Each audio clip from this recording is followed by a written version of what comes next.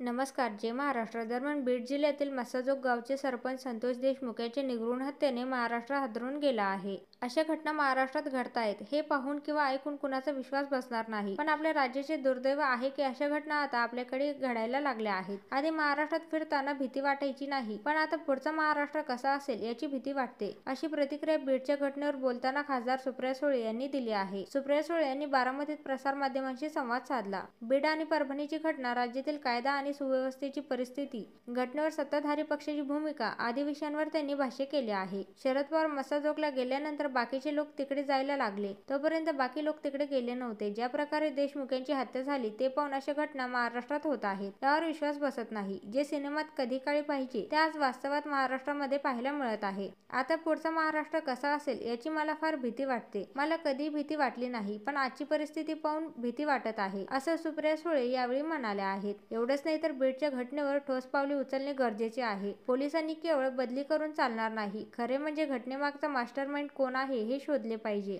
देवेंद्र फडणवीस यांच्याकडून राज्याला अपेक्षा आहेत, त्यांनी महाराष्ट्राला न्याय द्यावा. असे सांगताना धनंजय मुंडे यांच्या बाबतीत देवेंद्र फडणवीस यांनी निर्णय घ्यावा, असेही सुप्रिया सुळे म्हणाल्या आहेत. सत्ताधारी पक्षाचे आमदार सुरेश धस, नमिता मुंदडा यांचे कौतुक करावे लागेल. त्यांनी मागे पुढे न पाहता बीडची वस्तुस्थिती सभागृहात मांडली, असेही सुप्रिया सुळे यांनी यावेळी म्हटलं आहे. दरम्यान छगन भुजबळ यांच्यावर प्रश्न विचारला असता त्या म्हणाल्या, राजकीय मतभेद बाजूला ठेवून लढले पाहिजे. भुजबळ साहेब राज्याचे नेते आहेत. त्यांनी शून्यातून विश्व निर्माण केलं. एक लढवय्या नेते म्हणून त्यांची ओळख आहे. बारामतीत क्राईम वाढत आहे. क्राईम वाढतो तेव्हा इकॉनॉमी स्लो डाऊन होते, असं केंद्र सरकारचा डेटा सांगतोय. अशी आठवणही सुप्रिया सुळे यांनी अजित पवार यांना करून दिली आहे.